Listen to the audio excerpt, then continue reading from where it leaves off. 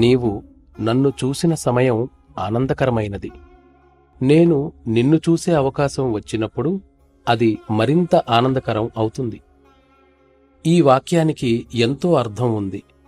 ఆ అర్థంలో దానిని తీసుకోవచ్చు. నేను నిన్ను మొట్టమొదటిసారి చూసినప్పుడు నీలో అనేక విషయాలు కలగలిసిపోయి ఏకత్వంలో బహుళత్వం ఉన్నట్లు కనపడింది.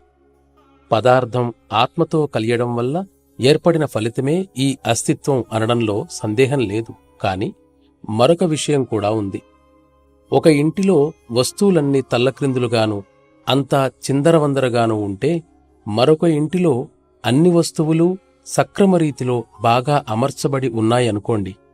సహజంగా మొదటిది అస్తవ్యస్త స్థితిలో ఉందని, రెండవది క్రమభంగం లేకుండా సవ్యంగా అమర్చిన స్థితిలో ఉందని చెబుతారు.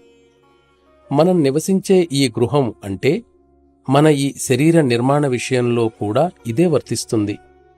అందులో అనేక వస్తువులు ఉన్నాయి.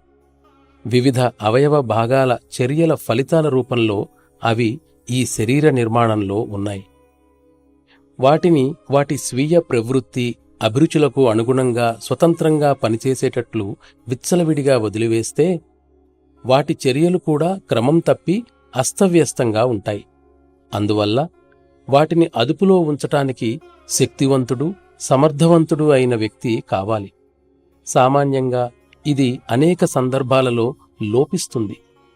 ఈ విషయంలోనే మనం అస్తవ్యస్త స్థితిలో ఉన్న గృహంలాంటి స్వరూపాన్ని కనబరుస్తున్నాం.